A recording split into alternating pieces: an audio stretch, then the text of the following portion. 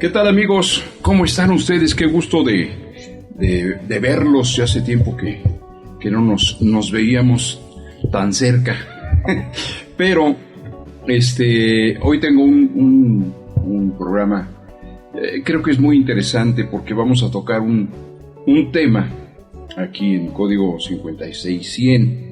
Un tema que pues es apasionante de por sí. Son de aquellas cosas con las que nace el hombre, ¿no?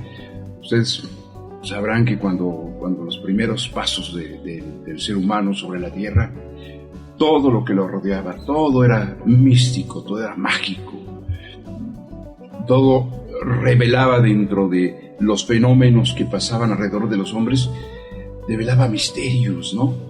Entonces, a partir de entonces, se ha volcado el hombre se volcó el hombre en aquella época a resolverlos, o a mistificarlos y a sentirlos como si fueran dioses, como si fueran parte de los espíritus que flotaban ahí en sus medios, ¿no? Y poco a poco, pues el hombre pues ha caído ya en una incredulidad absoluta en estas épocas donde realmente lo que funciona es la política, la economía, la ciencia, y realmente ya no hacemos caso omiso a cualquier tipo de esas cosas, ¿no? De esos fenómenos que nos han atrapado muchos años. Que yo fui atrapado y soy atrapado por ese tipo de fenómenos que a mí me gustan mucho porque he tenido, como les decía yo en algún programa anterior, he tenido muchas experiencias. Pero yo quisiera leer un documento que es fidedigno, totalmente fidedigno. Esto es de selecciones de Reader Digest, allá de algunos años atrás, y nos habla de la combustión espontánea. Ustedes alguna vez han sabido, o si no saben, les comento que esta combustión espontánea se daba o se da todavía en muchas personas que, estando dormidas, al día siguiente pues ya no existen porque están quemadas, ¿no? Sobre sus camas o sobre sus asientos, pero lo curioso es que solamente se queman ellas. El lugar donde están recargadas o acostadas, ese no se quema. Entonces hay documentos muy interesantes que quiero leerles y ojalá que me hagan llegar sus likes, ¿verdad? Y que me comenten a ver qué les pareció el documento Bueno, pues nos vamos a leerlo directamente. Acompáñeme.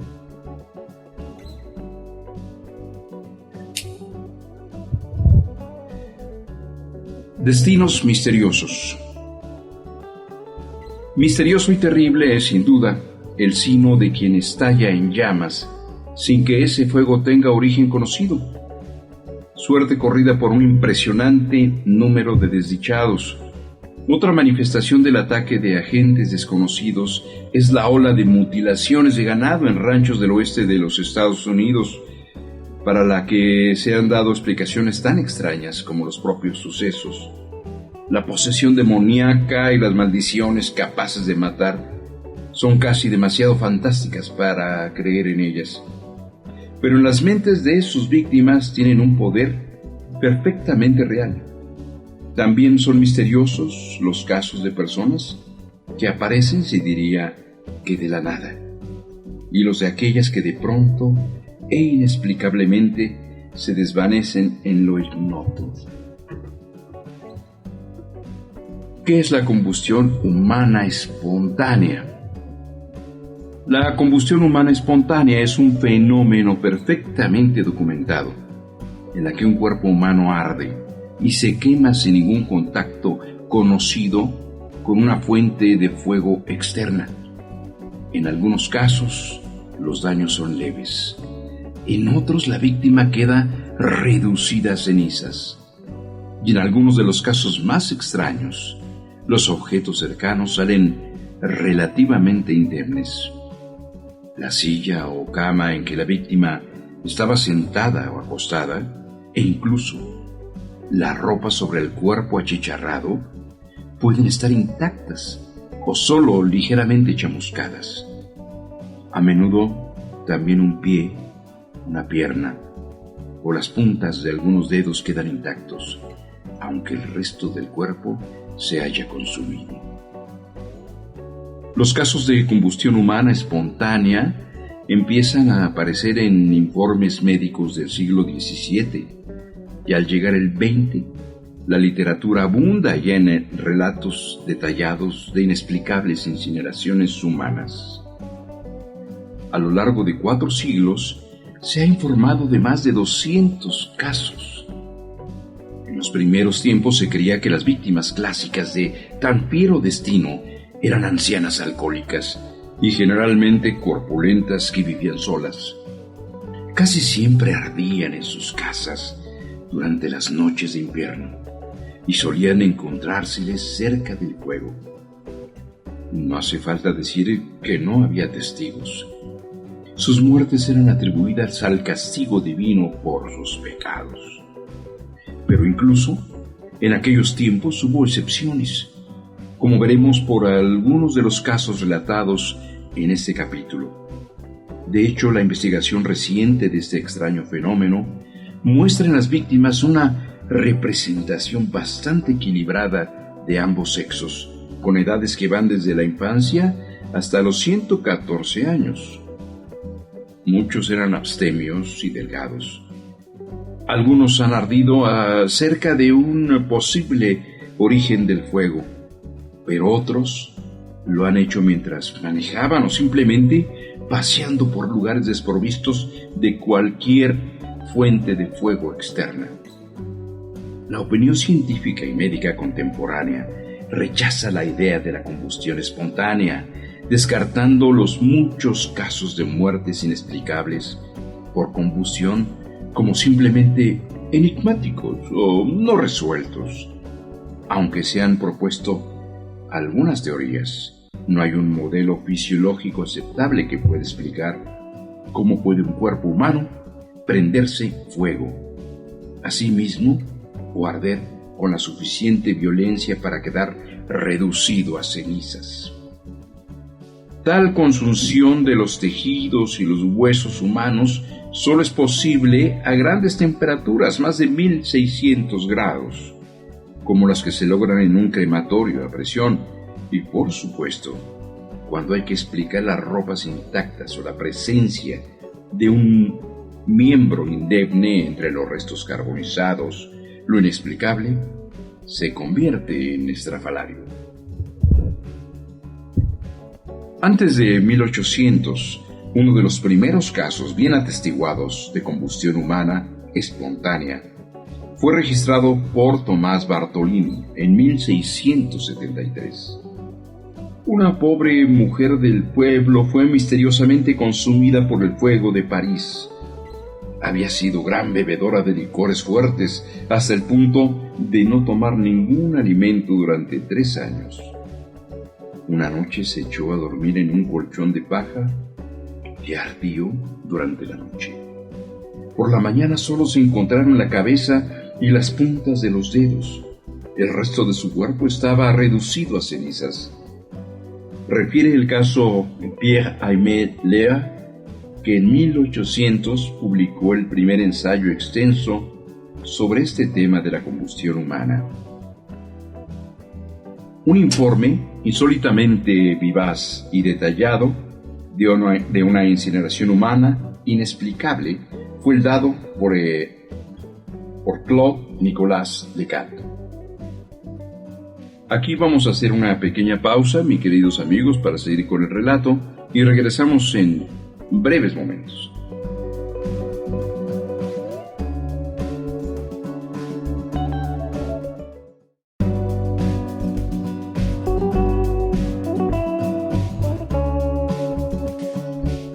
Seguimos con nuestra lectura. Gracias por acompañarnos. Como les comentaba yo, en un informe insólitamente vivaz y detallado de una incineración humana inexplicable, fue el dado por Claude Nicolas Lecat, un médico que trabajaba como aprendiz de cirujano en Reims, Francia, donde vivía en una posada. El posadero Jean Millet tenía una mujer de mal genio y que se emborrachaba a diario. La noche del 19 de febrero de 1725, la posada estaba llena de gente por ser víspera de una gran feria. Millet y su mujer, Nicole, se acostaron temprano. La señora Millet no podía dormir y se levantó para bajar a la cocina, probablemente para emborracharse como de costumbre, hasta quedar inconsciente frente al fuego. Su marido se durmió, pero hacia las 2 de la mañana despertó sobresaltado. Olió a fuego y corrió escaleras abajo, golpeando de paso las puertas para despertar a los huéspedes. Cuando el grupo llegó, presa del pánico, a la gran cocina, lo que encontraron ardiendo no fue la posada, sino a la mujer del posadero, que estaba acostada cerca de la chimenea y casi totalmente consumida por el fuego. Solo quedaban parte de la cabeza, las extremidades inferiores y algunas vértebras. El fuego había penetrado en la pequeña zona del piso que quedaba debajo del cuerpo, y la silla en que solía sentarse junto a la chimenea estaba ligeramente chamuscada, pero el resto de la habitación no había sido tocado por el fuego. Un teniente de policía que hacía su ronda acompañado por 2 gendarmes oyó el tumulto en la posada, se apresuró a entrar y vio los restos humeantes inmediatamente de esta mujer. Detuvo a Jean Millet bajo sospecha de asesinato.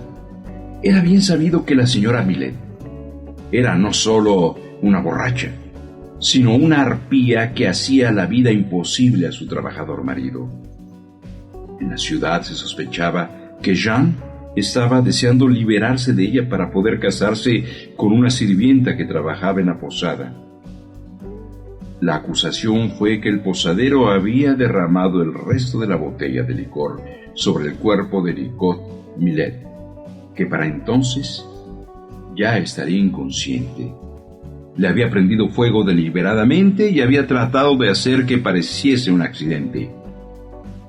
El joven médico Lecat estaba entre los que se precipitaron escaleras abajo y vieron el cuerpo achicharrado de la señora Millet. Durante el juicio que siguió, testimonió a favor del posadero. Afirmó que no creía que ningún agente humano pudiera explicar la total combustión del cuerpo de la infortunada víctima, de manera que solo quedaran el cráneo y las extremidades, y además, de tal modo que dejara intactos los objetos cercanos.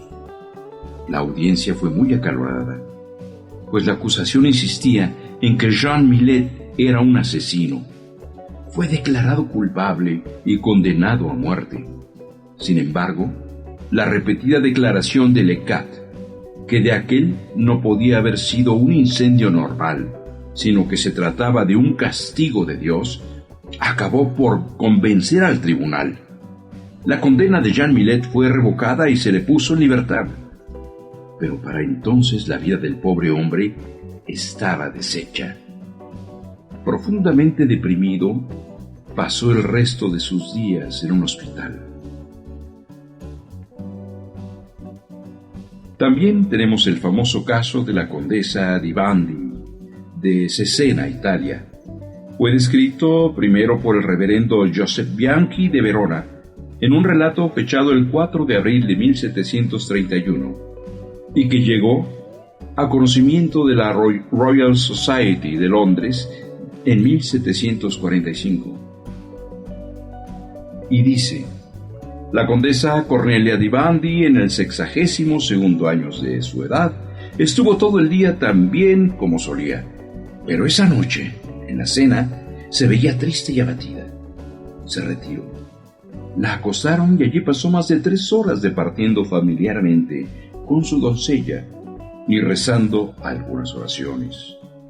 Al fin se durmió y cerraron la puerta. Por la mañana, la doncella, al darse cuenta de que su señora no se despertaba a la hora de costumbre, entró a la alcoba y la llamó, pero al no recibir respuesta, temiendo algún accidente, abrió la ventana y vio el cuerpo de su ama en este deplorable estado.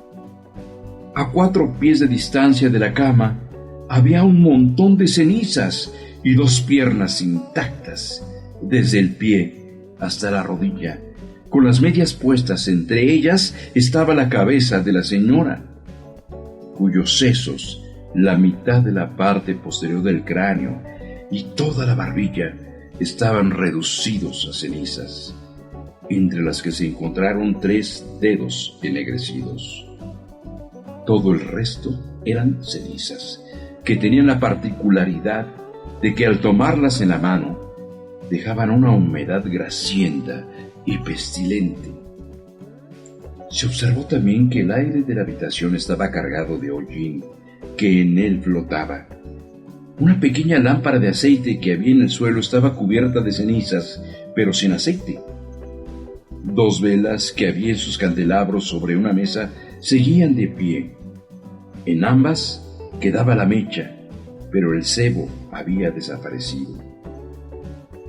Alrededor de la base de los candelabros había alguna humedad. La cama no sufrió el menor daño. Mantas y sábanas estaban solo levantadas de un lado, como cuando una persona entra o sale de ella. Todo el mobiliario, así como la cama, estaban cubiertos de humedad y hollín color ceniza que había penetrado en la cómoda, llegando a ensuciar la ropa. Más aún, el hollín había penetrado también en una cocina vecina y cubierto sus paredes, muebles y utensilios.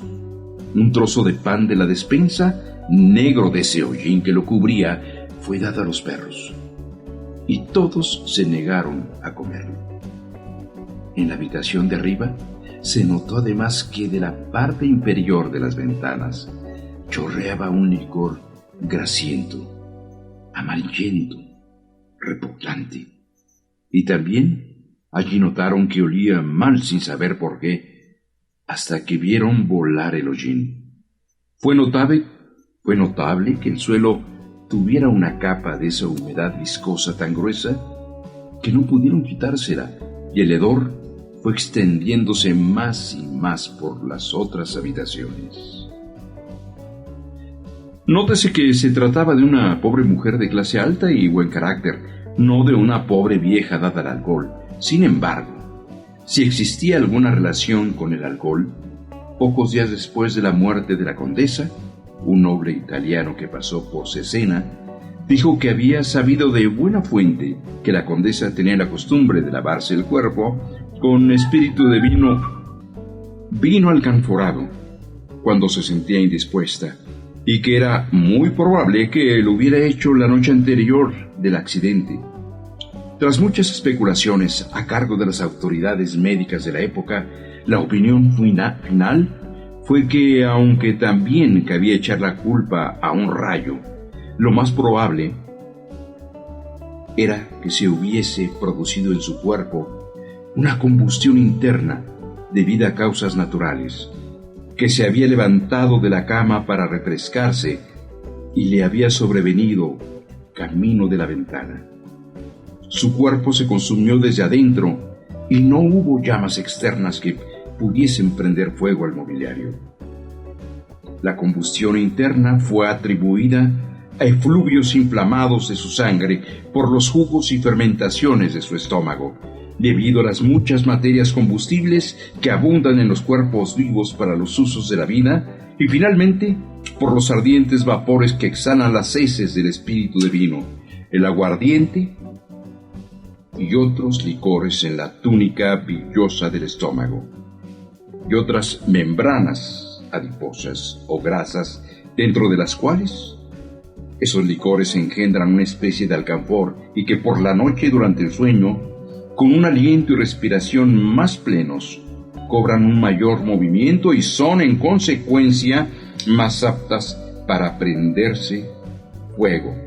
Caray, qué complicado. Y con esto nos vamos a otro brevísimo corte y regresamos con ustedes a la brevedad posible.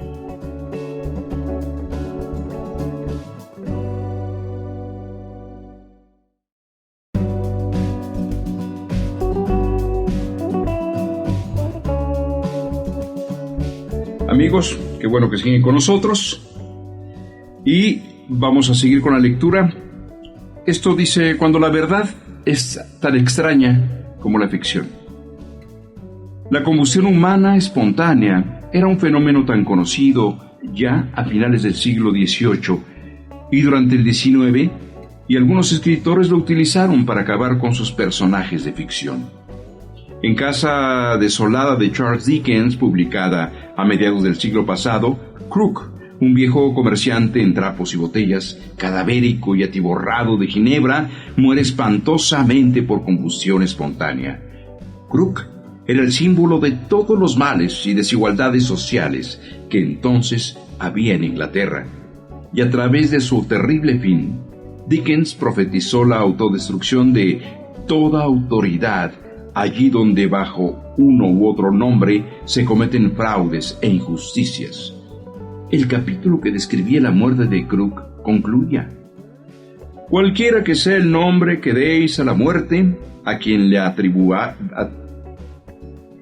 cualquiera que sea el nombre que deis a la muerte, a quien la atribuyáis o como digáis que podía haber sido evitada, es eternamente la misma muerte, innata, congénita, engendrada en los corruptos humores del propio cuerpo vicioso, y sólo esa, la combustión espontánea, y no ninguna otra de las muertes de las que se pueden morir.